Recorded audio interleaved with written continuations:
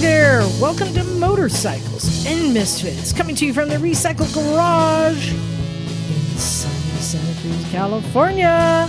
Hey everyone, this is Liza, and I had an amazing weekend, and I'd love to tell everyone about it, but I brought some friends here to also talk about the Breaking Away Misfits Rally. Is that the official name, Matt? Breaking Away Adventures, Motorcycles and Misfits Rally. Way too long. Then what you said is fine. How about we call it the Hot Mess Rally? Just say Misfits Rally Volume 2. Welcome to the Misfits Rally Volume 2. We had such a great weekend, and we got some new people here, some old people here, some Bond villains here, and we're going to share stories from the rally. So let's get to who is here. Joining us for the first time, and we'll see how she does. It's Ellie 2.0. Hi, how's it going? We had another Ellie, so you're Ellie 2.0. Oh, okay. Yeah, until you get a nickname, that's a placeholder. Okay. Yeah. Does 2.0 mean I'm, better? Sure. Always. Yes. Sure, we'll go with that. And sitting on the classy girl couch, taking Emma's spot because she's unwell, it's Aaron. Hi, I'm Aaron, and I'm on the Classy Girl couch, and I feel very honored. And you got some big shoes to fill. Oh, indeed. Can you say hello? Hello! There it is. I can. It's like she's here. Hey-o. And also on the Classy Girl couch, looking rosy red from a sunny weekend, it's Ray Ray. Hey guys, I think I have claimed the Classic Girl couch for myself. That's it. You're kind of looking comfy on I there. love it. It fits me just perfectly. And coming around the other side of the room, we've got Breaking Away Matt. My couch pulls out, but I don't. Wow. Oh, my goodness. Hold on. I think I might get up and just go right back.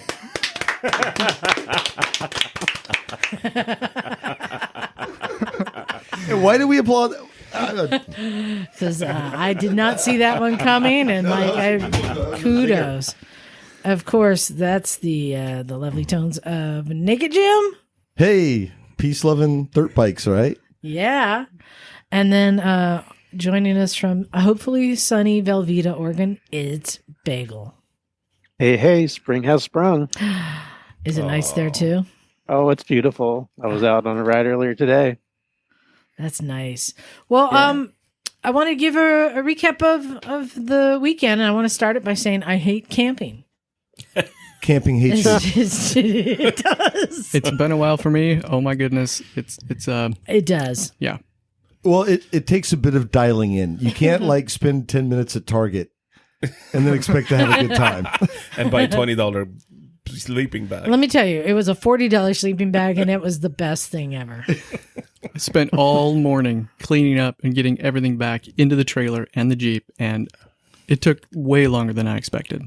I don't know, considering most of my camping is dispersed while we're not showering for days on end, sleeping in the van and having showers is pretty nice. Yeah, I don't know what they're talking about. I just was fine. I was very comfortable. Well, you got the fucking Mount Kilimanjaro you had edition. the ultimate setup. Whatever van that thing is. It was cool as fuck, dude. The gas tank, the little gas hoover had Arabic writing. Just in case. Having to rip through, Arabic speaking country. But it was cool. Ray's van is awesome. That's what you want for the zombie apocalypse. You don't want what Liza had. We'll just The Target special. You bring Liza on the zombie apocalypse because she's a little slower than most of the group. I'm sorry. I will say I don't camp very often. I didn't know sleeping bags come with different ratings. I had bought the cheapest one on Amazon, which turns out it's basically like pantyhose. I give you credit though. You woke up after that first night and that's brutal. If you've ever slept on something really uncomfortable and you've been cold all night, it blows. But 4 Advil later, you were like, woohoo! You were like ringleader of the circus again. It was amazing. So I love your ability to bounce back. Ooh, yeah. Well, we did our best. Em and I had matching tents and cots. But I gave her a wool blanket, by the way. Oh, we have another misfit joining us. Hello. It's Henry. What's up? You were out shutting down the garage. Is everyone gone or are they still hanging out? Everyone's here. Yeah, a lot of people came back to the garage after today. It was actually, I came back to open the garage, and within like 5 minutes, I'm like, oh, I'm going to catch up on some stuff. Haven't even unpacked the car. Jeremy showed up to show off his new bike. Yep. I sent that link to Jeremy. He was on his new Moto Guzzi Griso, right? Yes, he was. Yeah, he was owning it too. What a great looking bike that is. I found it on Craigslist. The dude was selling it for $3,000. No way. For a 2015 Moto Guzzi Griso. Wow. Why didn't you send it to me? Because he sent it to Jeremy. Are you on the top of his list? I should be. Jeremy's been talking for a while about getting a Griso, so Oh, okay. All right. for a Moto Guzzi in general. Did you encourage him in that direction? Yes. Have you been influencing Slowly him? but surely, I've been wiggling my hand up his anus. And Oh saying, my Well, Moto God. Guzzi. what kind of podcast is we I know. doing Oh, here? Jesus Christ. It just went downhill very quickly. Family Oh my show. gosh. Although Emma had her Gucci at the camp out. Oh which yeah, that's was- going to come up. And that's So It was beautiful. it was a little bit crazy today. I guess should I tell the story about my predicament this morning? Sure. I think some of you have heard. Because this is definitely the highlight of the whole weekend. Oh my god, I'm an idiot. Let's just start with that. Tell us something new. No one's Liza. gonna disagree. I've been calling people idiots all weekend. It's rare that you actually admit that you could I'm have an made a idiot. better decision. That's the only fascinating thing about this. I come back with my fully loaded car and the trailer with 3 bikes, and I got Jim's brand new to him Tenere. Don't. Then I mess think it you've already up. taken the tail section off twice with an impact fucking plug-in electric thing. Oh god. And the little Amigo and my 690, and I'm like, I kind of want to maybe weld. Oh, we didn't get welding. Oh yeah, I kind of want to weld the trailer had cracked again.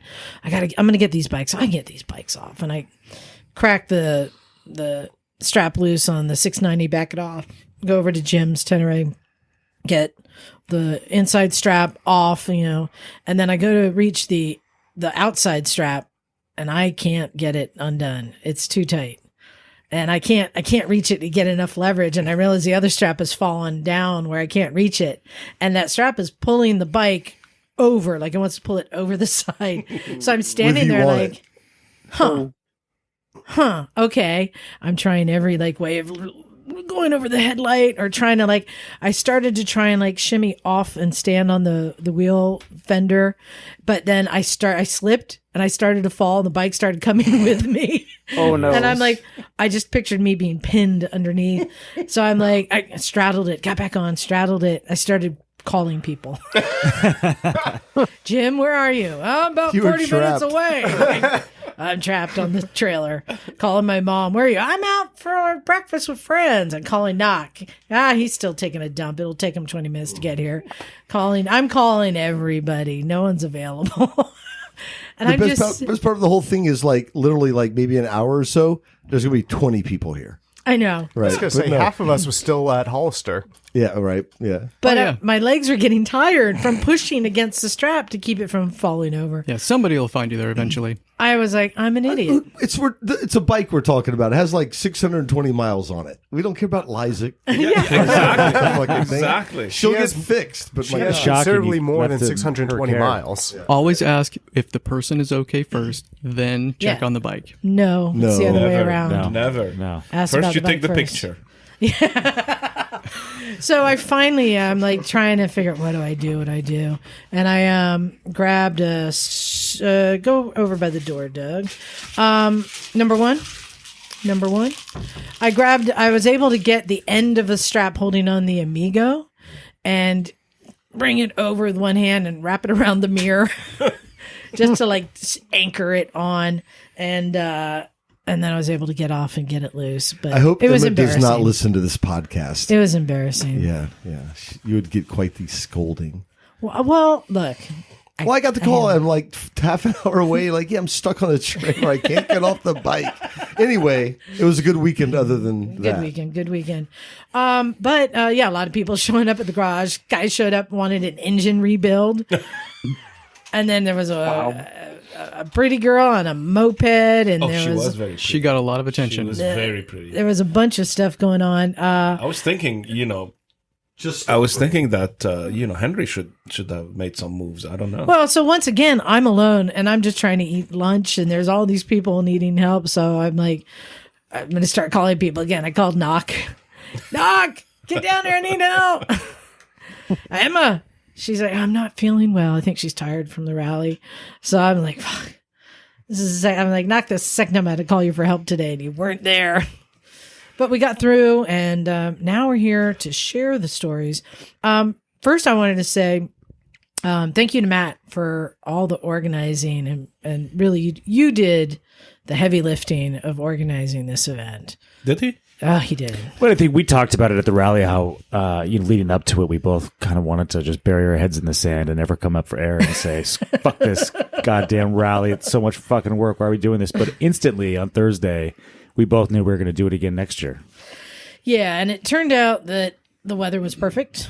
So it was really a good weekend. It was worth it all in the end. But yeah, both Matt and I were like, yeah, this is a lot of work. It's a lot of work. I mean, we get started. We chose the date. What do you mean a lot of work? Nothing was prepared. Them was fighting words, bud. No, I wasn't addressing it to you. I was We made it look so smooth. That's how prepared we were. For our listeners, I wanted to set the picture. So we host this event in Hollister Hills, which we've talked about a lot. It's our favorite dirt biking park. And we take over a campground that's really down in a little canyon, so no one else can hear us. Yeah.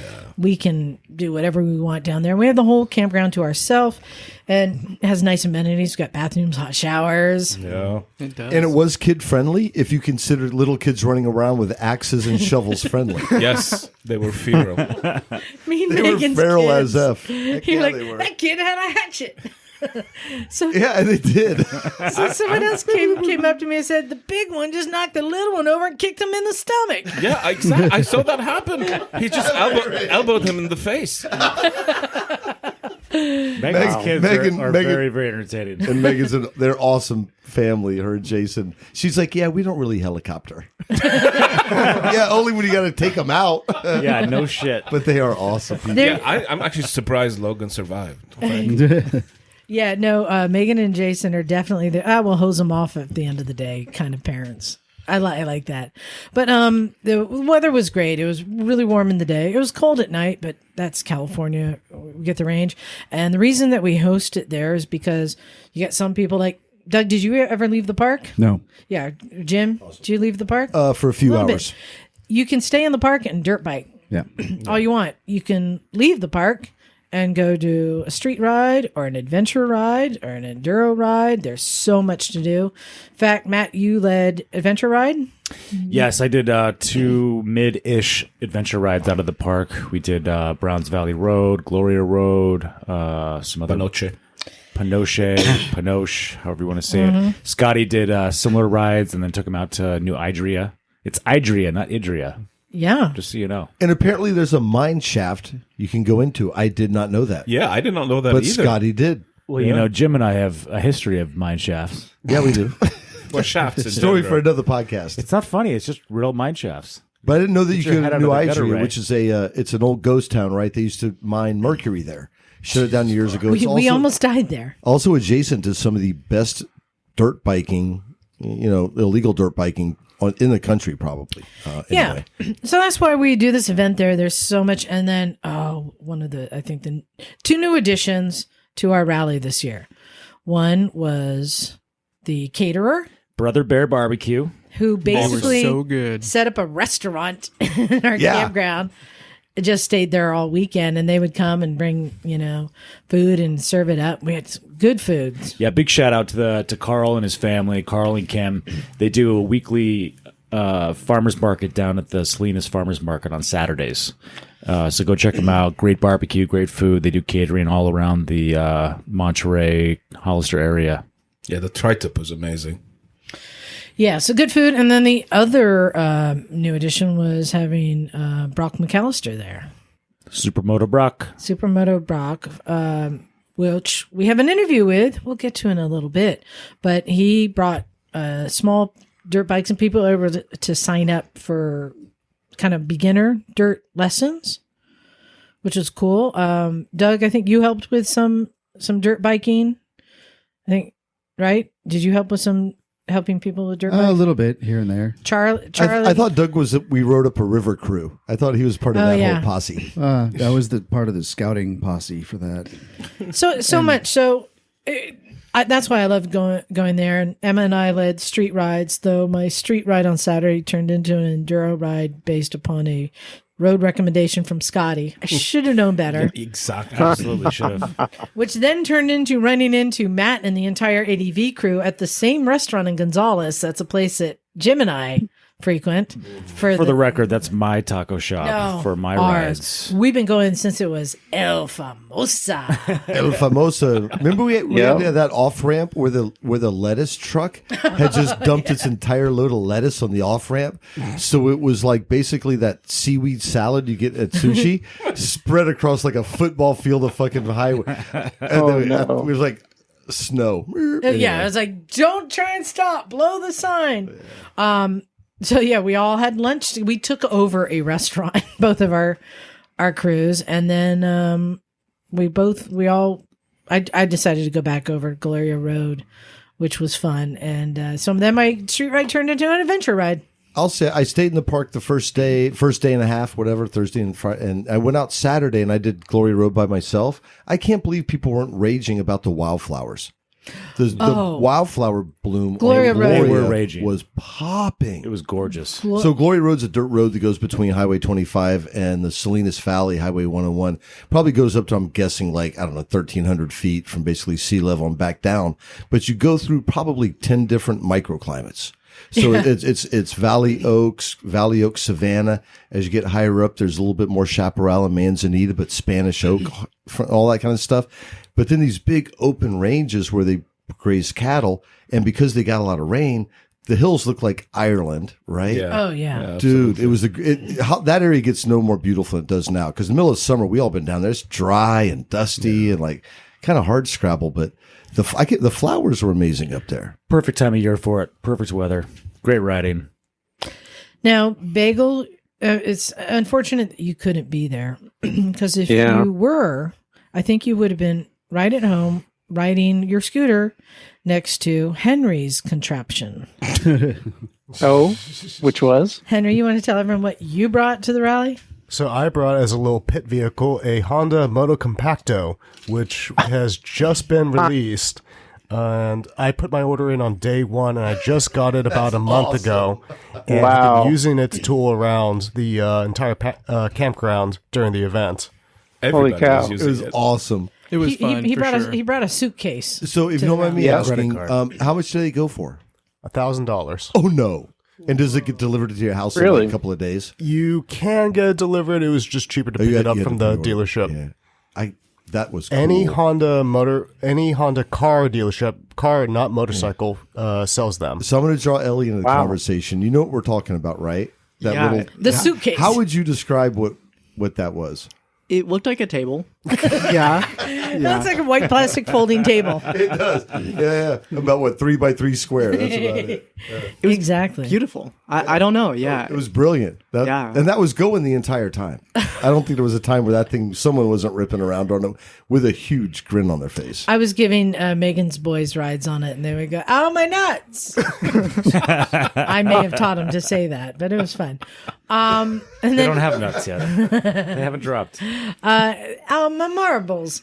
Aaron and Ellie, you guys got to go on the street ride with us. What did you think of the street ride on Friday? Well, I brought the BMW on the street ride with street tires, thinking it was going to be a fully street ride. I was a little surprised up in the hills when we hit the dirt road. Yeah, when we hit the dirt, I'm like, oh no, I'm not used to riding two up with Ellie on the back, and I'm not used to riding on street tires off road. So a little bit of excitement there, but otherwise, oh my goodness, Emma was a little pissed too.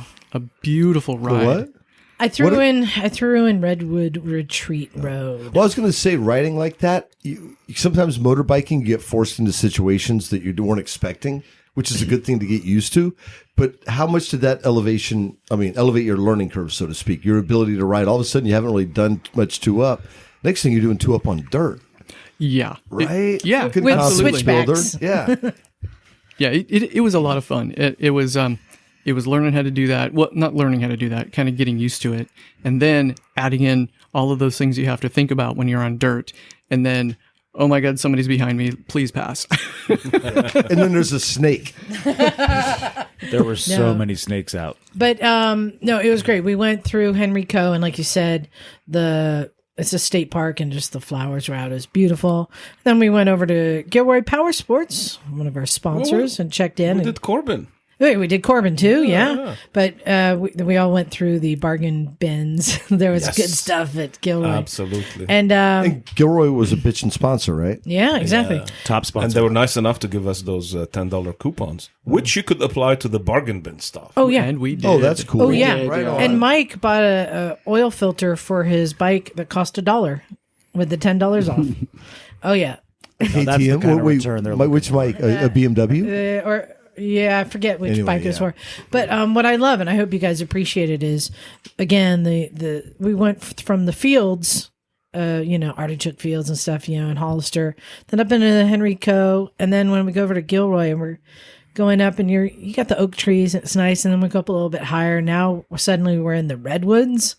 And you can feel the cold air, and we're on that dirt road, and then there's a waterfall, and it's like the terrain just everything completely changed. Did you enjoy that, Ellie? Yeah, it was so nice. It was very weird riding two up because I'm also not used to that, but yeah, it was beautiful. And then we went over the hill and got pie, so, Yeah, it made up for it. What did everybody get? What flavor of pie? I'm curious. Oh, I have a new favorite. Uh-oh. Yeah, they have so my favorite was the Dutch apple. With the crumble No, top. you have to have But the now apple berry. now they have Dutch apple double berry Yes. combo. Yes, that's the one. Ooh. Okay. I got golden raspberry, and it was great. Gold. Would you? So you can buy the organic golden raspberries right there in Watsonville that they put in those pies. Golden raspberries are bitching. So yeah, great day of riding, and I almost killed 2 birds of prey. Well, one was just a bird of prey because it would have killed you had you hit it like right in the face. Yes, but I had this was a very strange. I've never experienced this before. A full size peacock ran out in the road in front of me and stopped. Whoa. And then it jumped. Oh, you got to go, Doug? Yeah, I gotta go. All right, see you, bud. All right, later. Dude. See you, Doug.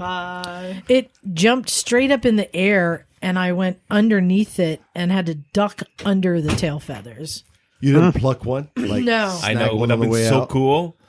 But I almost did the next day. A hawk jumped out because I was leading the pack, and it took off in the road in front of me. I was going faster than the hawk, so I caught up to it pretty quick, and I reached my hand out to like swat it out of the way.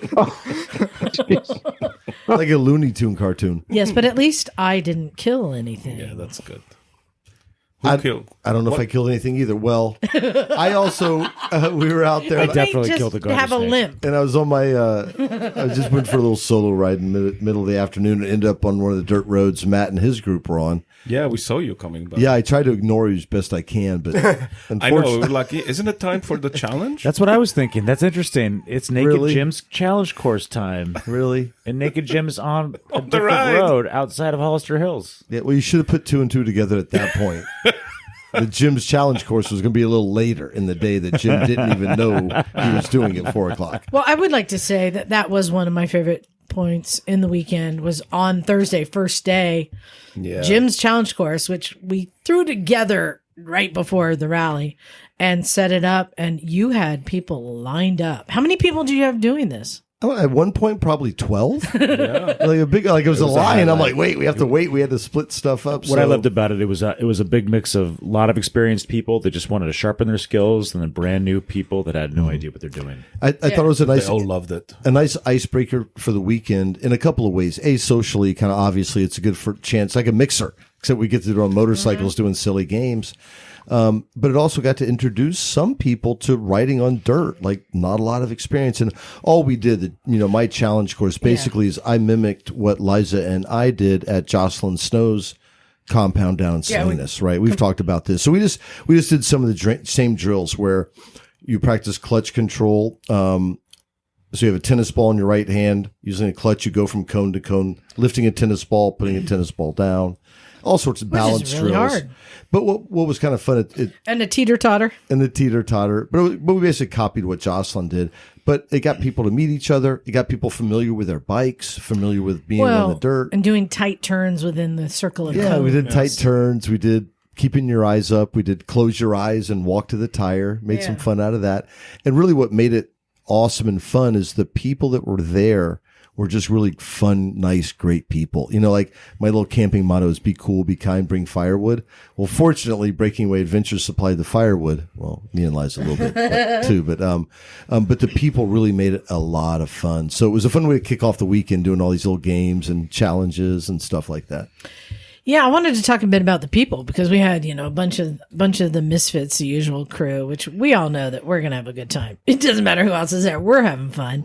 But I think our fun is infectious. And there were other people who had come before. How many returning people from last year? It was about 50-50 between returning and new. And then we had this great subsegment of people that had heard about us only through social media advertising or by word of mouth, which I don't even know the social media advertising actually works. But big shout out to Jing Wei, who found us on Facebook. I was wondering. Curtis and Alan from Phoenix, who had no idea who we were. They rode out from Phoenix. They didn't even trailer. Kevin from Fresno. Yeah, Kevin was cool. And they showed up and they're like, we don't really do many events, and we saw this looked like a lot of fun, and this isn't the crowds we normally hang out with, but we're having a great time and we want to come back. And Jingwei's new nickname for whatever motorcycle fraternity sorority nickname is knee deep. Because he was a brave rider. He had so much courage, but he was new. But he was willing for everything. So he actually rode through a water crossing. And he's tiny. He's like Jocelyn He's Snow 100. size. He's 100 pounds soaking wet. And we had contacted each other multiple times over email, just answering a lot of questions and a lot of concerns he had about being the guy that didn't know much. And once he actually showed up, we made friends. I kind of forced him on a campsite that welcomed him in. Is that how he ended up with the broken guy camp? He said, where do I camp? And I said, oh, those guys look friendly. Just go over with them. I wondered what happened. Don't ride with them. Dude, but knee deep, he was awesome. I spent some time, but he was so fun. And his enthusiasm for motorcycling was utterly infectious. Absolutely was. He's jumping up in the air in joy. He's a big hugger. He's a small guy too, so you hug him. Big hugger, like, small guy. Wait a minute, there's all of the gear is still on him. Yeah. I didn't realize. Yeah, and he won Most Improved Rider. We gave out awards, and I think it touched him. I think he was crying. Well, we created that award for him. Yeah. Oh, not like the 3D Booby Book Award, but that's another story. That is. And didn't he get felt up by Emma? Is that how I would say that? I'm sorry. Yeah, that was last night's entertainment. I was like, I was supposed to come up with some games or something, and I really hadn't put the effort in. So I thought I'm going to go into our old arsenal. Kind of like Naked Jim's challenge course. Yeah.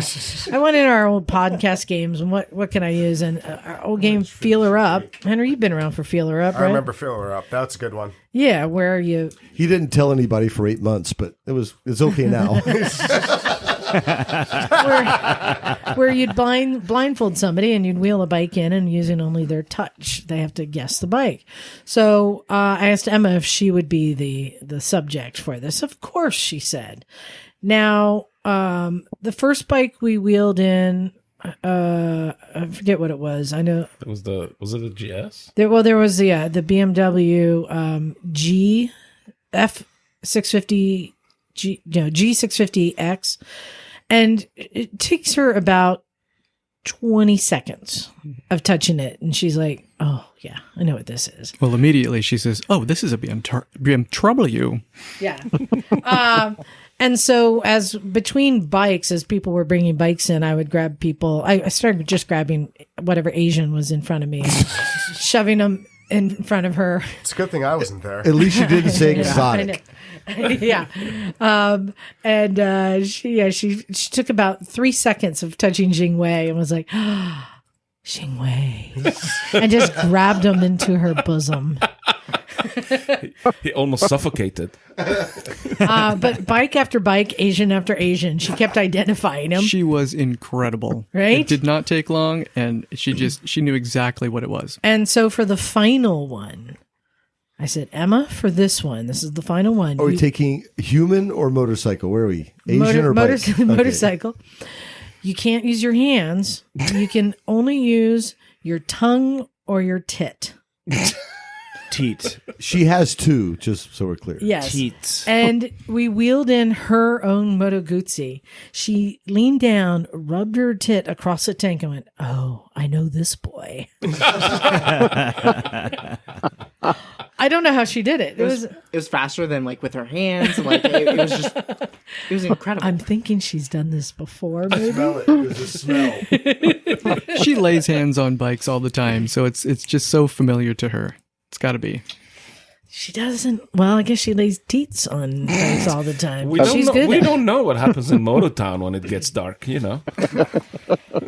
Yeah. Well, I wanted to circle back and talk about Brok, who came. He was made available so people could sign up and take lessons. He brought little KLX 140s and 150s, great little bikes, and was taking people out on the trails and giving them lessons. There were a lot of people signed up, right? I think he had a good dozen people. I don't even know if he was able to get to everybody because of how much interest there was. Yeah, well, and we had a little history with Brok. He's a fascinating guy. He really knows what he's doing. In fact, Jim and I sat down and did a little interview at the campsite to learn more about Brok. So let's hear that here. Here we are at the rally with kind of the man of the weekend. This was, I think, sorry to put you on the spot, a big get for us. In addition to the rally, we got Brok McAllister here. I do know there was a lot of interest in Brok and how do I sign up and how do I get some of the Brok action this weekend. So yes, yeah, happy to be here with Brok. Yeah, and we actually have a little bit of history with the McAllister clan. Oh, do now. True, yes. Jim, you remember when we went to Bikes on the Bay? Yes. That was a while ago. The Rolling Sands event. Under the bridge. And it had flat tracking. Yeah, it was awesome. Concrete, I wish they would do it every year. Right? Yeah. And there was this, I thought it was this girl kicking ass, long hair sticking out home. Look at that girl kicking ass. Did pretty good. Turns out it was Gage McAllister, Brok's son, who we interviewed. Yeah. With his flowing locks. Yeah. He did pretty good for himself. I think so. Yeah, he turned out okay, you know. Yeah, he had a few titles. Yeah, I think 6th in Supermoto, and he won one in road racing too, a national title. So that's not including the amateur stuff, but yeah, not bad for a kid. Yeah, not bad. So yeah, we've heard the name McAllister and associate it with fantastic riding. With the fast guys. The fast guys. So we got Brok McAllister, and Brok is from Supermoto, the California Supermoto School.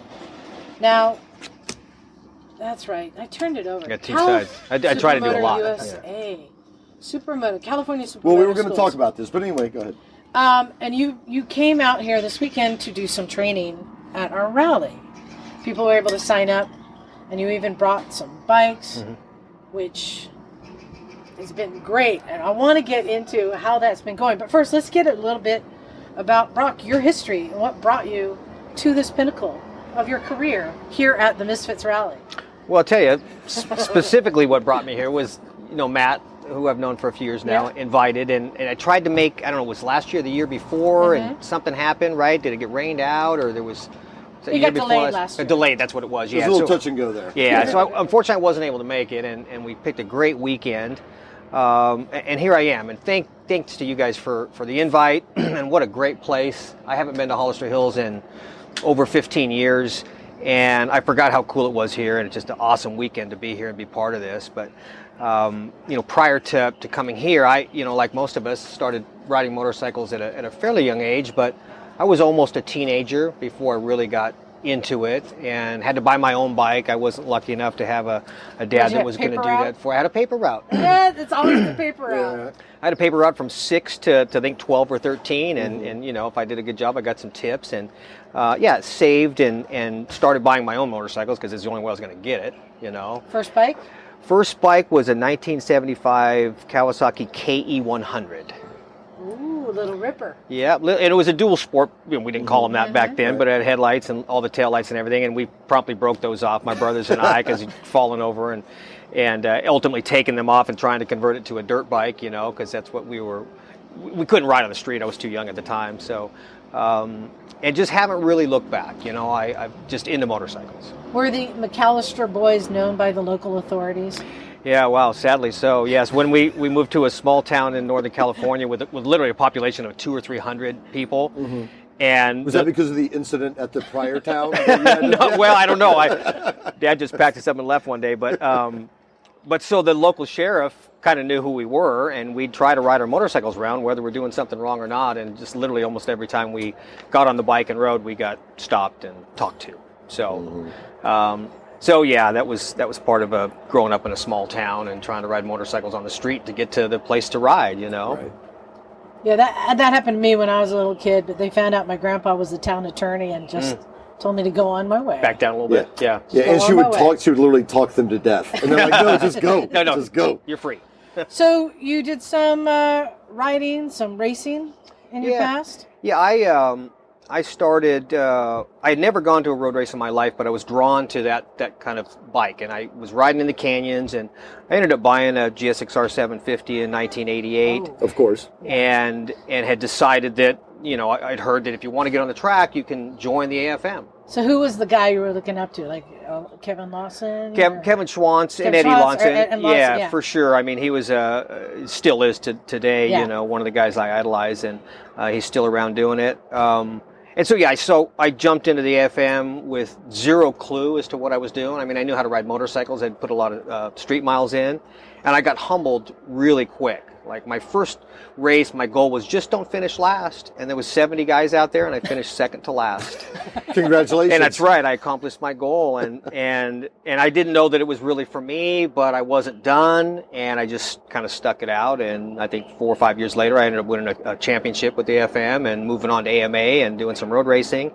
And then later it was when I got off-road, right? And that's sort of become my life now. I still ride on the street and still do some track days, but my road racing days are over. I still do a little off-road stuff, some TT. And so now I know you do the Supermoto stuff, which is a whole nother topic. So with the off-road stuff, what do you like to do now? Like if you go out by yourself or your buddies, is it like single track, or is it hard enduro, or is it trail riding? I did very little hard enduro. I tried it for a couple of years, and one of the reasons I was less interested in the hard enduro was because it was hard on my bike. Oh, yeah. It's hard work, too. Yeah. Well, yeah, I mean, there's a real strong likelihood you're going to hurt yourself.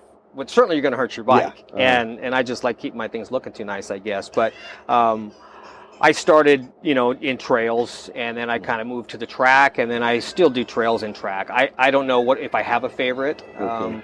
I met with a friend, Nick, who knows this area so much better than I do, and we just rode before this interview, and he showed me some single track I didn't know existed. And so love that stuff, but I don't do enough of it, right. So how long have you been doing the California Supermoto school? So we had our first school in 2005 and had a huge turnout and a lot of interest. And so I thought, hey, maybe there's a business here. Maybe there's a way to help people get started in Supermoto. Because at the time, we were talking about this the other night. Yeah. There was a trend happening that kind of petered out here in the States. Exactly. And I was a big part of that whole movement when it was at its peak and when it hit rock bottom. But Supermoto came to me because I'd got into riding dual sport, right? I bought a dual sport bike, and I was really into riding on and off road. And then I hear about this event they're doing down in Southern California, and it wasn't called Supermoto yet. They were still calling it the Super Bikers, right? So it was the Super Bikers, which is sort of the starting point for Supermoto. They had this on like Wide World of Sports. That's right. Yes. Yeah, for about 10 years. And then that stopped, and how it took off was the Europeans grabbed a hold of it and said, we like this, let's do this. And it started there, and it continues to this day there. Well, it came back to the U.S., and I was just done road racing at the time, didn't have kids yet. And I thought, wow, this sounds awesome. I can just take my dual sport and ride it on the track. And it's got dirt and asphalt, everything that I love about riding motorcycles. And I was hooked. I did my first race. Don Canet put the thing on, and I was just hooked. But the only place that it was happening was in LA or in Southern California. So I had to pack up from Sacramento or wherever I was living and head down there for the weekends to get in some track time. And I decided, man, I think there's an audience for this in Northern California. You know, what if we did a race in NorCal someplace and see if we can attract some people? And I did my very first race in 2000. I promoted it at Cal Expo, and we built this really cool track and saw that the people saw it the same way I did. It's like, wow, this is really fun. A little more affordable than road racing, but you still get some off-road in there. And I put on that first race, and I've been doing it for about 20 years since. So. That's awesome. Wow, really is. pretty cool. So we were talking about, you're calling it Supermoto School, but it's not just Supermoto. You're not doing Supermoto out here. Right. But I think this goes back to what we also said. Dirt riding skills translate to street riding. It gives you more tools in the bag. So is that kind of what you're doing, is you're giving street riders those tools, or are you giving racers that intro to become a better racer? Right. Well, good question. And it's changed a little bit over the years. When I first decided to do this, it was really because of questions coming my way to how do you get started in Supermoto, right? So it was all about Supermoto at the time, and it was helping to feed the racing that I was doing. So it worked hand in hand. And then, as you know, Supermoto kind of died down a little bit when Red Bull pulled their sponsorship out of the National Series. It just changed the whole thing. So I had met a lot of people in Supermoto, but also just in motorcycling in general. And so it went from being Supermoto specific, where we rode Supermoto bikes on racetracks and they would get a chance to do asphalt and dirt, to, well, where's the market? Who wants this coaching or training? And we sort of stopped doing racers because it wasn't the people that were looking to us to do it. And we found that road racers and street riders especially were looking for a way to kind of become better at what they do. And so we would introduce these people to the dirt, often for the first time. These could be real experienced motorcycle riders and even racers, but they'd never been on the dirt. And I learned through my experiences and through Supermoto that there's a lot of value in what you get out of riding on the dirt, right? It's sort of what's missing if you hadn't tried it. And then that became sort of the demographic, was, street riders and or road racers that hadn't had that dirt experience yet, to feel what it's like for that motorcycle to move around, right? And how that you respond to that, right? Until you can sort of settle down, you're going to have this initial response to that. To now, we work with a lot of beginner riders, people that just want to kind of give it a go, get into riding. Beginner riding. Sometimes never having ridden before. So before they start the street, they're going to learn. Yeah, I think it's interesting. You can do it in a closed course. You can do it before you're licensed to ride on the street, for example. Like kids. we were talking the other night, good way to test the water. Yeah, for sure. Right? Yeah. And so we get a fleet of little motorcycles, 140s and 150s that pretty much anybody can ride. We put them on a nice, tame, groomed dirt track, right? And sometimes some asphalt may be included in that, and get them started. Get them going. In fact, this weekend here, I've worked with 4 or 5 people that had never been off road. I wanted to get some reports because Yeah. you had people sign up, and I didn't know what the skill levels were, because it seems like a lot of people are showing up on dirt bikes and adventure bikes. Yeah. So well, if you look around the campsite, there is every variety of motorcycle every here. variety. So, like, what kind of people signed up, and what kind of skills were they? Well, we saw a little bit of everything. Riders who have, considerable experience, right? And can pretty much tackle most of the parks, trails, to people who'd never been on dirt before. Literally. First time here this weekend, getting off road. And I was really impressed. It's rewarding for me to be part of their success, to see how they go from, being a little bit, uneasy about the whole thing, to being able to do it and do it effectively, and then have a big old grin on their face before they go home. Well, you forget how terrifying dirt bikes can be. I started riding 10 years ago, so I still remember how scary and intimidating and foreign it can be. But when there's someone that can help guide you a little bit and just give you 1 or 2 things, it's tremendous. I think a day like you do, it demystifies what dirt biking is. It's not something to be afraid of. It's actually a lot of fun once you get a little bit of help. So you talked about, you brought some small bikes here. I'd like to know, what was your method here when you put them on? What are the first things that you teach people? What would people expect with a day and a lesson from you?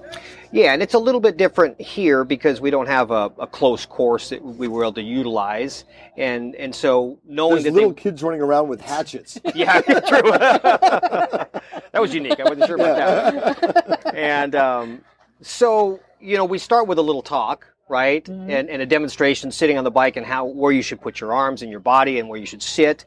One of the common things we see, especially from street riders, is they generally sit a little bit too far back. Right? They're sitting on the back of the motorcycle, and the bike doesn't work as well when your butt's way in the back of the seat. So we talk about body position first and foremost, talk about what you should be looking at, right? And then try to get people to stand up on the motorcycle because you're going to be a little more successful off-road, especially in the bumpy stuff, if you can get up on your feet. Which one do you think people struggle with the most? Are the top kind of 3 things you teach? What is it hardest for people to get their minds around? Well, I'll tell you, for people that haven't used a rear brake on a motorcycle, that's always tough, especially if they've got a lot of experience. They've been riding for 5 or 10 years, and they use primarily or even exclusively the front brake. Getting them to incorporate that rear brake is tough, because it's a foreign object. And I'm looking at you. Came down the hill, used the front brake. What happened? I fixed it. Yeah. So, and that's a real common, and I hate to call it a mistake, but it's when you grab the brake like you're used to, because you're used to being on asphalt where there's a lot of traction, that it's just not there when you squeeze that front brake. Like you said the other night when you were talking to the group, we've all done that a gazillion million times on the street. And then one day to switch that off it's a hard thing to do. Yeah. That is, and we were talking about that earlier too, about how going to dirt, if you're an experienced rider, you have to unlearn things. And you said it's easier for somebody who has no experience to learn, right? Yeah, I think it's easier to teach somebody the right things to do than to try to untrain an experienced rider. And we see that all the time, especially with the street riders that do track days, and they're good riders. They've just only used that front brake, and so you develop this muscle memory, right? And this is what I do, and it's hard to turn that off. And so literally, it's almost like you have to take the front brake off because that's all they're going to use if you don't. Yeah, I've known people who've done that. Yeah. Not saying it's a great idea, but yeah. But then you get to a point where you've told people, don't use a touch. Don't touch the front. Don't touch the front. And then all of a sudden... And then you're like, why didn't you... They lose control down a hill. Like, well, you can use it a little bit. Right. Yeah. It's like trying to reintroduce it back in. Well, that's exactly it. And so, when we do the classes at my place, that's how we do it, right? We bring the front brake in the second day or later in that day, right? Okay, now here's how we want to use it. Now that you're getting used to that rear brake, and you should use them in concert with each other most of the time, Let's talk about what's the difference between street riding and dirt riding with the eyes. Well, part of that is just off-road, you're not contending with the same type of traffic, right? So you've got to give a certain amount of your attention and energy to the traffic on the road, right? And there's other things like speed limits and gravel and dogs and cats. With dirt, you're looking at the terrain, right? So you have to scan where we're going to be riding, and then also you're looking for the next corner, the next obstacle. Right. So there's a lot of activity going on with your eyes. It's not just one thing, right? But you always want to look through the corner, not unlike what you would do on I was street. going to say that's almost the one thing that does translate back and forth. The two is look where you want to go. Yeah. Don't look where you don't want to go. Other than, I think that's it. Everything else is kind of opposite, but seems to be look where you want to go. I think for me, the thing I'm constantly having to remind myself is to look up. Because I'm like, there's a rock right there. There's a rock right there. I'm going to go around that rock. And like, oh, wait, look up. Look up. I know the rock's there. And that's something that I think a lot of people are just looking down their front wheel. Totally. When they're on dirt. You get to watch a lot of people the other day because I ran across y'all out as a group a few times when we were riding around yesterday. We always stopped and listened for a little, free tour, like when you listen on that walking tour in New Orleans, you didn't pay. Similar. So after you rode with those guys for a while, what were kind of some of the things you saw them struggling with? Like if there were drills people should practice, or what did you see common mistakes for newer riders? Well, once we got up on the more tight technical trails, being able to stand up through all of that can be challenging. So staying on the pegs, standing up. It's one of those things that like using your eyes, you sort of have to teach yourself to do it and get yourself up on the pegs. And it's not something that everybody can really end up doing, but the bike works better when you're up on your feet because the weight is exactly where it needs to be, down low and in the center of the motorcycle, and it's hard to accomplish that if you're not standing up. So, and knowing when to stand up, but not doing it too late, right? Realizing, oh boy, there's a bump or something here, I need to get over this log, I better get up on my feet, but you don't quite have enough time to do it, right? So looking ahead and identifying that obstacle or whatever in advance is kind of the key. Now, body position is something that was hard to learn. I remember, I think for a lot of us, first time you go dirt biking, you are so sore because your muscles are fighting against each other because you're trying to figure out how to use everything, right? What's your best tip for body position on dirt riding? Yeah, so there's like three things that I think are critical when you're riding off-road. And one is to be forward on the seat when you're cornering. Right, and so I struggle with that. I feel like I'm going to push the front wheel out all the time. Yeah, I really do. It really works in your favor in that you're putting weight on near the front wheel where you really need it. So the bike's going to corner better, unless you're standing up, of course, if you're sitting forward. So on slower, tighter corners, I tend to sit down and sit forward at the same time. And so to me, that's a big thing when you're taking somebody who's ridden a lot of street bikes, and especially a sport bike, because then we're leaned forward, right, on clip-on bars, and your butt's naturally going to be way back behind you. So depending on the kind of motorcycle they've ridden, sometimes it's harder or not. And then, of course, using your eyes, is always one of those things that I don't think we can do too much of, right? And then the final thing that seems sort of silly, but it's quite simple, is to breathe and relax, Totally right. And because if you're breathing regularly and normally, then you're going to start to relax a little bit, because especially for new riders, you're tense out there and they're gripping too tight. So being relaxed on the motorcycle is what you're trying to accomplish, and by breathing and looking ways away, That's another thing that I'm always still having to remind myself. All these things, but you have to keep reminding. Use my legs to hold the bike so that my upper body is relaxed. Right. And that's a big part of the game is I was riding earlier this morning by myself, and I was just trying to be flowy. And the whole idea is, how can I have more stamina? How can I ride longer by not working as hard? And yeah, that's another thing to think about, right? Is all the positioning stuff that you talk about allows you to ride more relaxed and ride longer. Well, and when it went out with Eric and his group yesterday, we stopped and talked about that a little bit, that as the day progresses, you're becoming exhausted because you're using way too much energy to do what you need to do, right? And so if you can start to relax, then you can be sustainable, basically. You can ride a little bit longer because you're not using as much energy. And how you stand up and how you position your body when you're on the pegs is part of that. A lot of new riders are not standing up quite enough, and so they're just burning their thighs, right? Yep. And hydration. For sure. We don't do that enough, right? So let's get into how did the training go here? How were the students? Oh, they're awesome. I tell you what, like I said before, it's so rewarding for me. And you had like 4 or 5 of the small bikes, right? I brought 3. I brought 3 of the 150s and 140s, and didn't know what to expect, but it was good because some of these guys have big adventure bikes, right? And some of the places we went, it's just not conducive, right? So they want to be able to go on different terrain, but also maybe for some experience dirt biking for the first time. And so it was a mixed bag yesterday. We had three of the riders that were pretty experienced and 3 that were first timers on the dirt, right? And we ended up with one incident. There was one shoulder injury that resulted as part of it. No broken bones. No broken bones. Yeah. Hey, dirt bikes happen. What are you going to do? Welcome to dirt bikes. Yeah, he was having a good time, and I'm glad that I got snapped a picture of him before this happened. He was on his way back, and I think it's part of riding a dirt bike, but also fatigue had probably set in. It was a lot to ask of these guys, doing it for the first time. Hey, they got a good story. You never talk about it when it all goes well. Yeah. And do we know what happened? Did he use his front brake? I don't think we know specifically, but that's most likely what it was. It was probably brake related, and we talked a bit about it as we did in the first discussion, where your instincts are going to take over, and with just enough experience using primarily the front brake, it's hard to turn that off, especially when panic sets in because maybe you get kicked up out of the saddle when you hit a rock or something.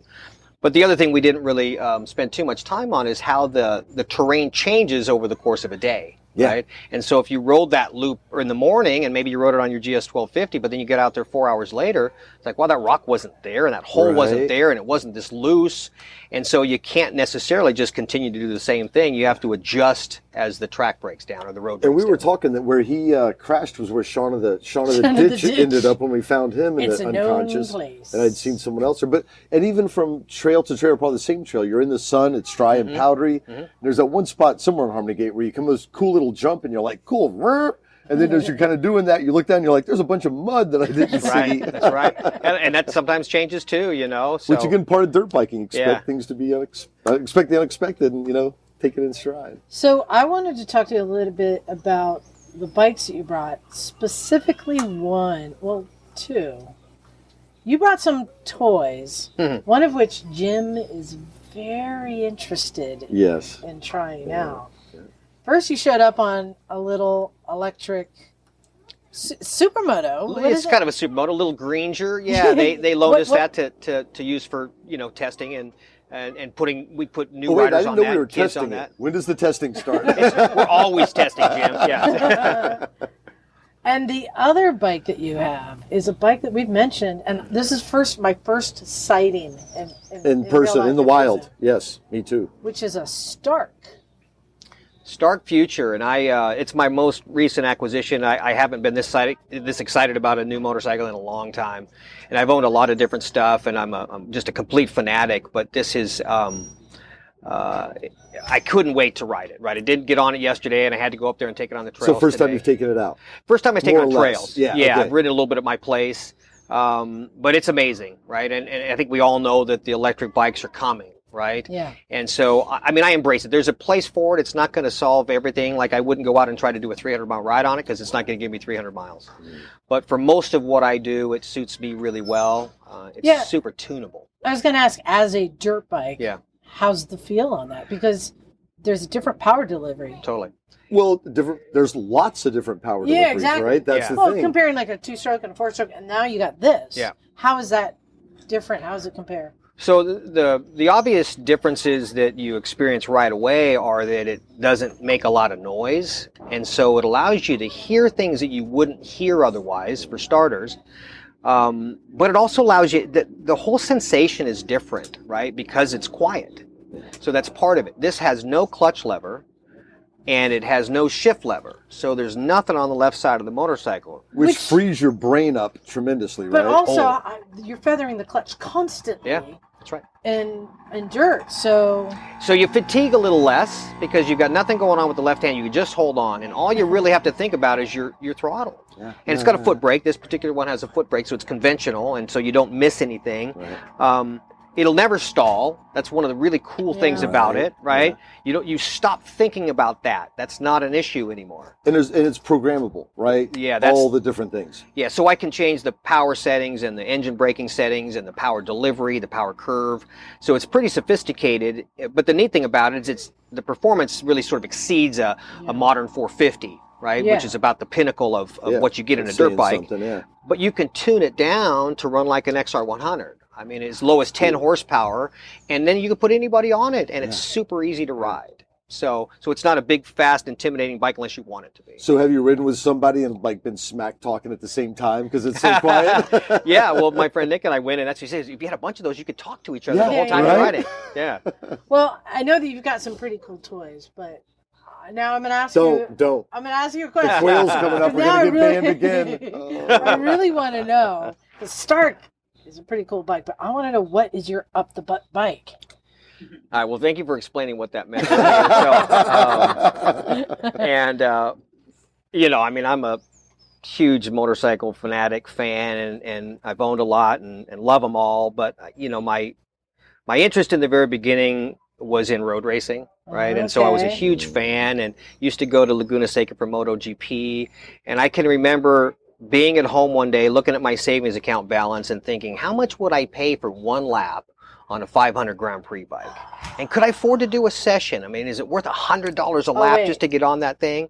Are we talking about like a Kenny Roberts? Yeah, so I mean, if I could have anything, and it would be something from like 1990, but a 500cc two-stroke. They're V4s. Ooh, they're the crazy collar, the fast. collar breaker. Yeah. Or the collarbone breaker. The Widowmakers. Widowmakers. So something, you know, and I don't even care what color, but just the performance from those and the sound and the smell and all the stuff that I was so into Wayne back Rainey then. kind of stuff. Exactly. And all that. One of Wayne's bikes would be probably the choice. Well, there's one at Moto Talbot in Carmel Valley. Let us know. We'll get you. We'll Jimmy the lock. I mean, anything less than $500,000 right now is probably a deal on those things, you know. So.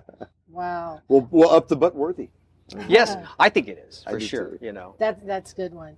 Well, I wanted to thank you for doing an interview with us, getting to know you better, and for just being a presence out here. You did a presentation. You've been coaching people. You've been eyeing and watching people without them knowing. Oh my God! Like we were talking last night or something. Yeah. Someone asked a question, and immediately you're like, "Yeah, I was watching you right around earlier." Yeah. Well, I mean, I pay attention to what's going on, and it helps me learn and maybe identify what I can help somebody with. Yeah, right. Or maybe they're helping me. And when we were watching Brok on the trail with his group, the few times we ran into him, we listened in. You have a passion about wanting people to have a good time and improve. And the patience that you had and the way you had of speaking to people was so accessible and friendly. So it was like cool just to listen. So I could tell you're really into it. It totally comes through in the way you teach people, especially out on the trail. Yeah. Well, thanks, Jim. Yeah. So this is your chance. Where can people find you if they want to come to your school and learn? Yeah, cool. Appreciate the plug. So you can find me on social media these days is the easiest place. So it's California Supermoto Schools. We got a page on Facebook and Instagram. I've got a website, but you won't find a whole bunch of information there. And my phone number's out there. You can call or text. We do private lessons and group stuff. In fact, we just wrapped up, before I came here last week, we did a group of 10 gals. We do once or twice a year, we do a Fast Girls Camp. And the Sacramento area? Yeah, I'm up northeast of Sacramento in a town called Lincoln. Got it. Yep. So I live on 5 acres, and I've got a cool track that we built of the last 20 years of development. We'll see you next Saturday. So I get to ride right from home, right? And I don't have to load the bikes up and go anywhere. We do most of the stuff there. We still go to some racetracks and travel around and do the coaching, and but that's where the bulk of it's done today. So. And that's your final plug. I want to ask you about the races you're promoting. Yeah. What's coming up? Yeah, we got, so I started doing more dirt track stuff. We do this annual Santa Rosa Indoor every February. It's been on our list. That's always there. Yeah, it's a lot of fun. It's because in February it's usually rainy and cold, and we bring this whole thing indoors, and you get to see, it's a tiny little track, and we get 450s out there ripping around. Riders come from all the country. Well, the One Moto shows now in the spring, so it's a perfect wintertime activity. Yeah, for sure. And then I've got doing a couple fairs this year. We're entertainment for the fairs. We're going to bring Supermoto back. We didn't do any Supermoto races last year. So in June, we're at the Placer County Fair in Roseville, California for 2 days. And it's going to be a really cool track. It's on the inside of a half-mile oval. We'll build a dirt section in the middle, left and right-hand corners. Oh, for sure we'll have some jumps. So we're building it as a super TT, so the dirt track guys come out and trying to help bring Supermoto back by getting people from all the different disciplines. You know, back when they used to race the 3 disciplines, right? When that was a thing. Nice. Will they find info on that at your website? Yeah, definitely on the website for that, supermotousa.com and or the Facebook page. So cool. Well, thank you very much. I could keep talking to you forever, but Emma's about to tear a tire in two with her teeth, is what I heard. If you've never seen Emma change a tire, you should see Emma change a tire. There's a lot of grunting. No, she makes it look like it's the easiest thing in the world. I know she does. If you want to feel bad about your tire changing, watch Emma do a tire by hand. All right. Well, thank you very much, Brok. Thanks for having me. That was fun. All right. Yep. Right on. See you next year. Yay. All right. And Yay. well, there you go. I mean, what a fascinating guy. Knows his stuff. I mean, obviously his son, how many national championships did his son have, Gabe? 7. Yeah. Yeah. Well, totally legit. Yeah. But he hung out all weekend and was just having fun. Yeah. Like a super nice, very approachable person. Yeah. Very approachable. Yeah. Well, we would eavesdrop into his lessons. So we were out with another group at the same time, kind of bopping around. Oh yeah. And he had 4 or 5 guys on a lesson that first whatever day it was, Friday. And we would come across them, so we would just hang out for like 4 or 5 minutes, just eavesdrop and listen to what they were talking about, and again try to incorporate that into what we were doing. But you could tell when he was speaking to people on the trail that he was giving like effective direction in like a cool way. Like a lot of people can mansplain, for lack of a better word, but like be mansplaining. You hear that a lot, especially with motorcycles. Not with Brok. It was very just like your buddy, like your uncle being cool. It was really nice. And he's in jeans, and dirt bike boots, just chatting. He's a little soft spoken, but when he talks, you want to hear what he has to say. Jim, did you ever get to ride his Stark? No. We need to be. We friends chatted. with I him. thought if he offered, I would take him up on it, but I didn't want to be too forward. Well, at least we know somebody. We'll call him that favor sometime. So yeah, there was we did have one altercation this weekend. Another award. Matt and a raccoon. We're not supposed to talk about that, Jim. One other award that we gave out was for the best crash, and unfortunately, none of us saw it. Who received the reward in his place? But everybody heard the ambulance coming to pick him up. And unfortunately, David, right? Yeah, David A. Big shout out to him. We're all kind of dragged into this sport of sorts by friends, and generally when we're not sure what we're doing, and luckily we'll get through it one way or another. And he hadn't done much riding and no dirt riding, and did some classes, and unfortunately took a fall and ligament damage to his arm, but nothing broken. They thought it was like a broken collarbone. I Right. mean, pretty typical. In fact, it happened at Collarbone Alley, or as we call it, Shaun of the Ditch, the same corner where we once found an unconscious man in the ditch. Yeah, maybe we call it Shaun of the Ditch Station or something like that. So it's a downhill with a turn and a ditch on the And side. I think if I'm thinking of the right place, it was a little muddy too, possibly. So- Yeah, and it's- Loose gravel. and it's downhill. I mean, it's easy to happen. Okay. It's easy to happen. Anyway, yeah, dirt bikes, shit happens. Exactly. Welcome to the sport. So yeah, hopefully he's doing okay. And that was cheers really, to him. Right. Other Yeah, than hopefully some you're doing small okay. drops, Ellie, Hi. I saw Hello. you drop a bike. A few times. Yeah. Yeah. I'm learning. Do you use your front brake in the dirt going downhill? I did a few times, and Do you then do I it fixed anymore? it. I do not. There No. you go. Yeah. Right. Yeah, you learning the hard way. But there was so many other cool people there. Just we were having fun. We were playing night bocce. Thank you, Jim, that's for so inventing cool. another That was game. so Yeah, fun. well, so many podcast people, and I suck at names anyway, but so many people we've seen so many times, and it's like a big reunion of people. So big shout out to everybody that came. But yeah, we played a little night bocce. It's bocce at night. That was a great description, Jim. Caddyshack reference anyway. But yeah, I got glow in the dark LED lit bocce balls, and it's more like hand golf. So I do this a lot when we camp. Matt's done it. We play with other items too, other than bocce balls. But basically, you just throw a target, which I think was a blue Kim stick, out somewhere in the campground. and- Normally, it's a glow in the dark dildo, isn't it? No, but it will be next time. But that was another fun way to just have a good time. Matt, you were doing a lot of the business side of things, but you got to get out and do some rides. What was some of your highlights? Honestly, one giant highlight was being able to ride with an old friend of mine, Air Force Ryan, who I went on one of my first adventure rides when I was just getting into this about 8 years ago with him. Oh yeah, you almost got him killed. And then we circled back eight years. We haven't seen each other, but we stayed in contact. He was able to come to the rally.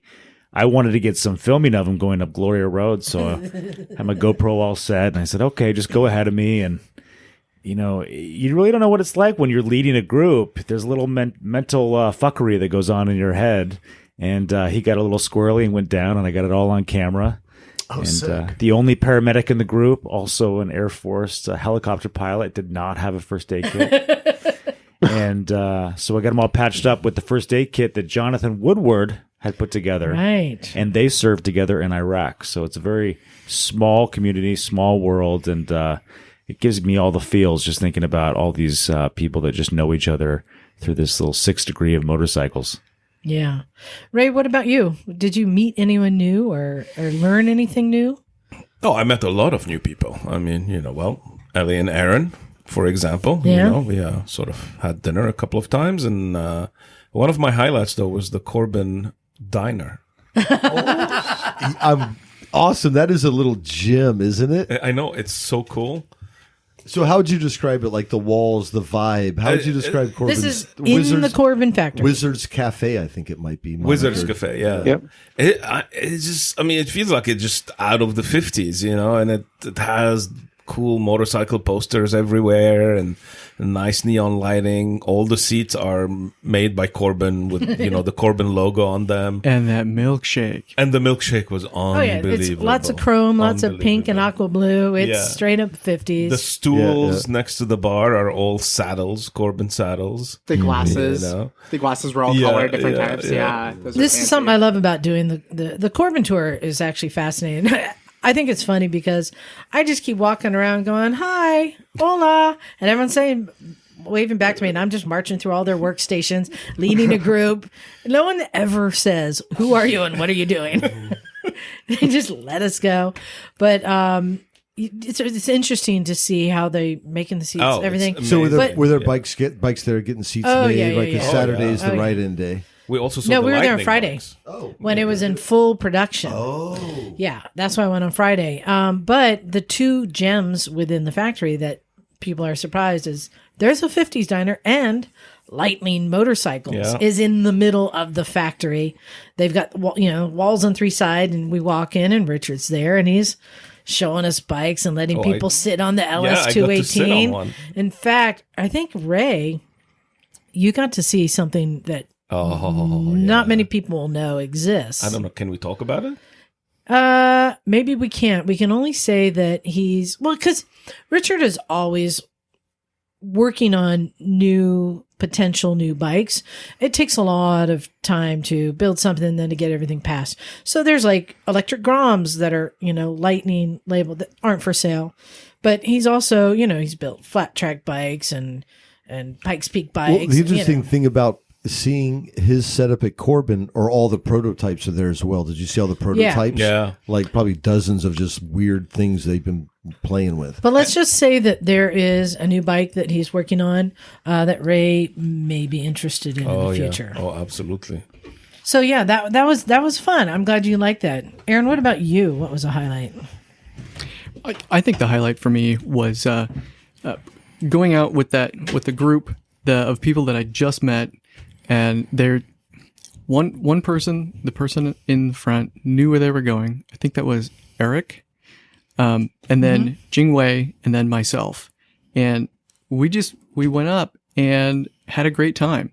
Jingwei was new. He fell a couple of times, and I was just right there to pick him up. And he was so appreciative. And I was appreciative that I was going with people that knew where they were going, because I really didn't. This is my first time at Hollister. Mm-hmm. So it was a really great time meeting new people, and just I love this group of people.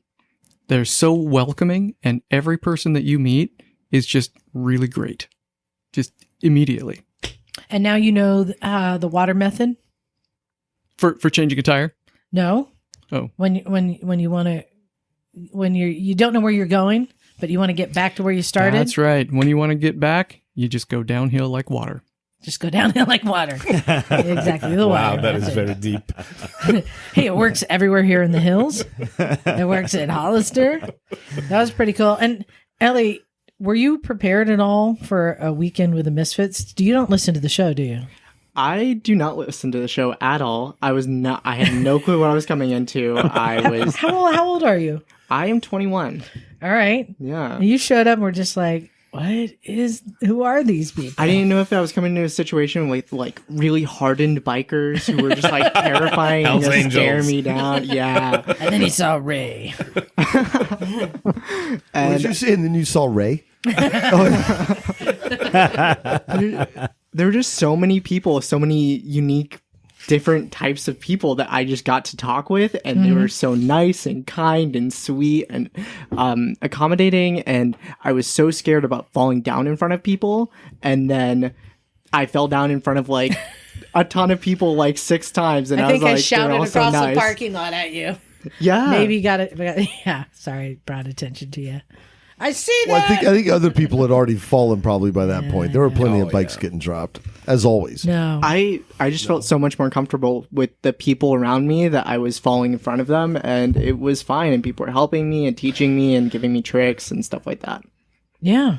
Oh, and shout out to Hollister Hills. They were great hosts. They made sure we had all the bathrooms this time. That was good. Hot water. Excellent. Well, and shout out to Christina Silverberg Yeah. Chris, who's helped us out 2 years in a row now and is very patient because it's a state-run facility. They require many things, many forms and signatures and documents, and it's not always easy to get all the pieces put together, especially until it's like 2 hours until game time. But she's very patient and very accommodating. The great crew. We had some unwelcome visitors into our area, and the Rangers were great about keeping an eye on them. We saw a police chase, sort of, kind of. A 4-mile-an-hour police chase. Yeah, there were dudes in a wait. golf cart who came in and were like cruising our place, you know. And we're Really? like, Oh, I didn't know that. Who's that? And then they go to exit, and then I see the Rangers in their golf cart coming after them with lights going. Like, go get them! Oh, Inspector Clouseau. It was fun. Well, I think word got around about our raffle table and all the cool goodies on there. Oh, And you're kidding. People wanted to come check it out. They scope out and see what could they get. What could be there? Oh, wow. And the thing I was most excited about is that I got the Rangers to open up the TT track, which had not been open in a while. It was in great shape. Had grass growing on it and Yeah. everything. Oh, but it was ripping. But my favorite was the mini bike trail Oh God. that has been closed for a year. The Tick and Poison Oak Trail. Yeah, the Ticket Poison Oak Trail that I had to clear trees, and Doug and I and Josh are the only ones who made it all the way to the end because it was so overgrown. There were points where you just had to burst through bushes and hope the trail was on the other side. I'm not naming names, but I was taking a couple of newer riders. I just want to get used to what the dirt's like a little bit. Liza's like, oh, the mini bike trail is right there. No. I had to jump a tree on the Amigo. It was pretty fun. But yeah, even though they still half of the park was closed, people still find trails to go on. And one of the things I love, I think everyone did a Harmony Gate Road, which you could take an adventure bike on, big adventure bike, or you could take a small bike on. Did you do it on a Grom? I actually didn't manage to do it on ground, but he did. I did. I made Yeah. it all the way down there on the Grom, and I was amazed how well that Grom actually did. It does have dirt bike tires on it, so it's good. There's a water crossing. There is. There's some soft parts, some dip, sand. It was a challenge. I had to go slower because there's no suspension on that thing, but it did great. It was great. I got to say that campground is really awesome. You really liked it. It's just Henry, did you ever make it off of your Moto Compacto I did. I did actually go dirt biking on my when you dirt weren't bike. taking a nap and missing out on everything? Yes. No, I have video of Henry riding around the campground with a cigarette hanging out of yes. his mouth. Oh yeah. Very cool. For He was people Mr. who are Cool. old enough to know, he looked exactly like Kelly from the Bad News Bears. The cigarette hanging out, his leather vest on. Oh, I just called him the Asian Steve McQueen. Yeah. But yeah, I went up. What was a highlight for you? Well, honestly, like lending out the Moto Compacto and seeing like everybody's like grin on the riding the stupid thing around, which like it has no suspension at all. It has these None. tiny like 8-inch solid rubber tires on it, so it is like Casters. the fucking worst bike you would want to take around like any off road thing, and The like seat is the size of a fist. It's like being fisted. and like I mean the campground is pretty mild, but there's still like enough gravel, enough ruts and stuff like that that you kind of have to plan where you go. But seeing like people take it around was, and like just this big shit-eating grin on every single person that took it was just really great. And then I think also like doing a little bit of the river crossing with Doug and Charlie. So to preface this, So you did that? That's the fuck you up ride. I did a little bit of it. I did get to the point where I was like, fuck that. And When people are like, oh, should I go on their ride? It's like, are you comfortable dragging your bike 50 feet under trees? Oh. That's the kind of rides they do. Charlie does Charlie things. yeah. But I did that a little bit, and to preface this, I am not a great dirt biker. I'm very new to this. I can do blue diamonds for the most part, but like anything like black or whatever, I'm just like, no, I'm turning around. But I went up the river a little bit with Charlie earlier today, got to a point of frustration, admittedly, and Charlie had to help me get the bike out. But I'm really glad that I did it, and I'm really excited to do more dirt biking with some minor modifications to my bike. With Charlie still. Still with Charlie. Well, yeah. You haven't learned your lesson. Yeah, and I think people had fun out with Scotty too. But I think, Matt, every year we kind of learn some things and figure out how to tweak it. Are we going to do this next year? I don't see how we don't do it next year. I think there's definitely some ideas we have about what we want to do and improve for next year, but the exuberance of everybody was just off the charts, and I feel like everybody seemingly had a great time, and I had a blast, and it was great to be able to spend more time on the trails and riding with people I'd never met before and doing all those cool, fun things. Yeah, I'm kind of really proud of the community that we've created through the garage and the podcast, and like this accepting of all and no pretenses. Just everyone is accepted, and we just love to share our passion for two wheels, and that seemed to spread even with people who didn't know who we were. They seemed to fall in on that too, and just had all different types of people just hanging out, chit chatting, talking. I didn't feel that there was any divide between any two people, regardless of if you're mom with kids or or Jingwei, who I don't know much about, but he seemed to just have so much fun being there and be so excited, like he discovered treasure. He just had so much excitement. And he wanted to learn more and more and more. And he was really into it. And just everybody was right there, ready to help that happen. Well, it's so infectious. You see that because you remember feeling that when you just got started. And that's the other thing that I'm really proud of too, that seeing Jim out there teaching people, Scotty out there, Charlie, Doug, people working with, and that's something that the Misfits have all kind of carried over. Henry just sharing, want to ride something stupid? Here you go. We all love to share and help teach, and everyone was so receptive to that. There was a lot of letting people ride each other's bikes and stuff. So I think we got to do it next year again too. We just need to find the date that doesn't conflict with the one show. Or the Horizons Otter Unlimited. Classic, Sea Otter Classic. Yes. Really? Is that a conflict, the Seattle Classic? It was for our caterer, apparently. Oh, how funny. Because I do know the Seattle Classic. Well, I think what was pretty amazing to me is I've done a bunch of these things, and there's always one or two incidents. There's always, some friction and stuff and, people complaining. And there was none of that for the whole weekend. Maybe I didn't see it, but it was pretty smooth. I complained that it was cold. Yeah, we complain all the time. But then, like I said, Jim gave me Advil, and that shut me up. Yeah. Right, and I expect for there to be some unhappy folks. There's always going to be one or two that have some comments, and so far I haven't received any. Yeah. I mean, we also haven't talked to David A's wife yet, and she might have some comments about it, but she wasn't there, so she doesn't know how fun it was. The other thing I saw was the communal whiskey being passed around. That whiskey went fast. And it went before the raffles. I apologize, Liza. I wanted to take this opportunity to also thank a bunch of our sponsors, because we couldn't have done it without them. We had so many prizes. I was shocked. I'm like, oh my God, there's Moto Z tires. There was a ton of prizes. Motos. What I love is the after the raffle, when you get one person who got a Harley glass, and someone else got an ADV tire that but they don't need, and somebody's like, yeah, I just traded that tire for this cool T-shirt. It's like, dude, that was worth $250. They're happy. They're happy. All the dealings going on. No, we were super, super fortunate. First and foremost, Gilroy Motorcycle Center. Yeah. Greg Bum, who's the owner there, he's come through with us 2 years in a row, our top sponsor, our financial sponsor. He's super excited about what we do.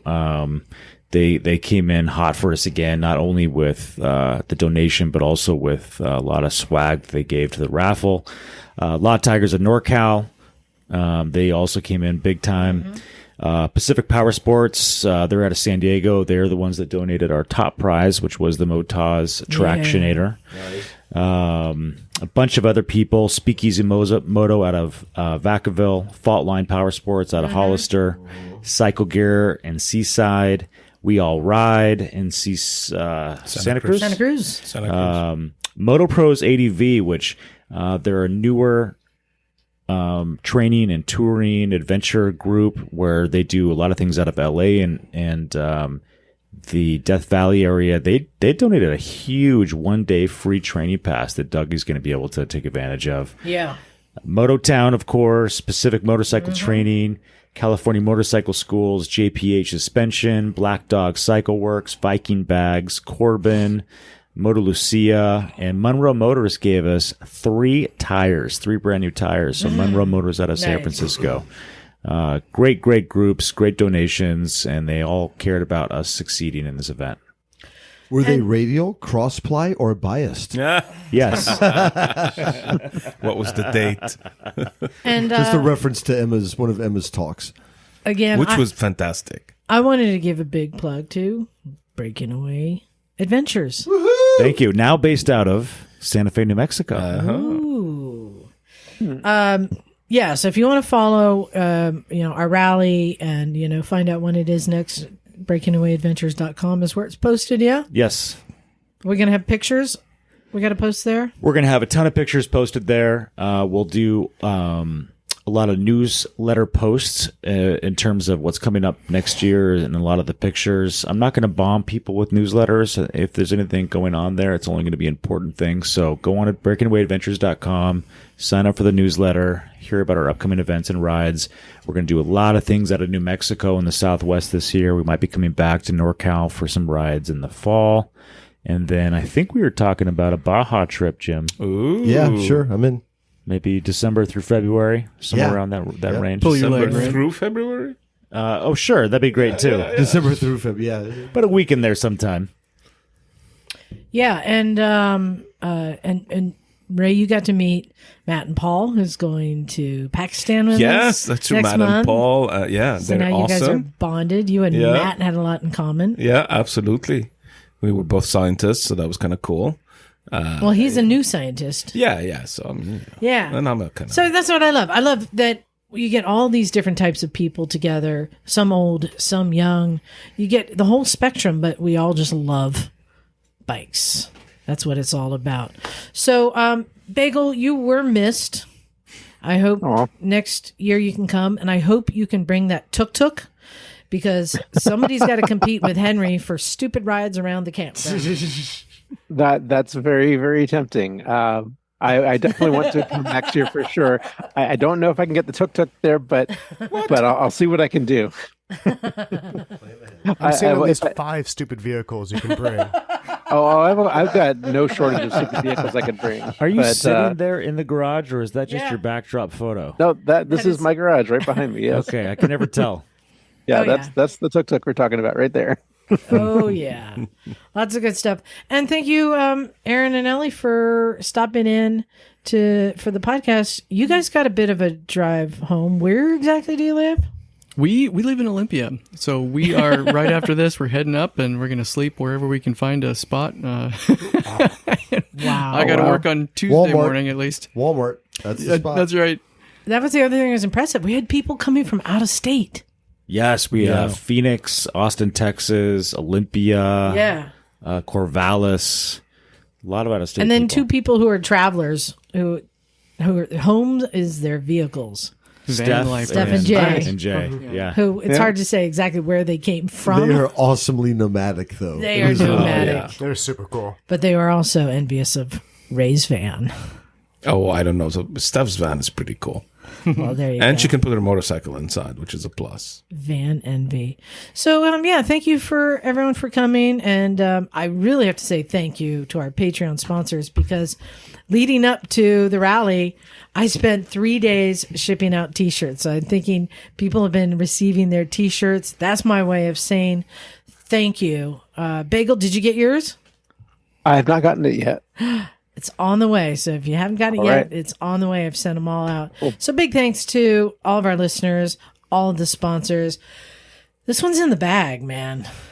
Thank God. Let's give it a couple weeks before we talk about next year. Yeah, let's take some I need time. to sleep. Let's All go right. eat. Let's go eat. Let's go eat. So thanks to everyone for listening. Hope you enjoyed the show. Time to get out of here. This is Liza. Ellie. There you go. Henry. Aaron. Ray. Breaking away, Matt. Make a gym, son. Bagel. And we are out of here. Cool. Bow.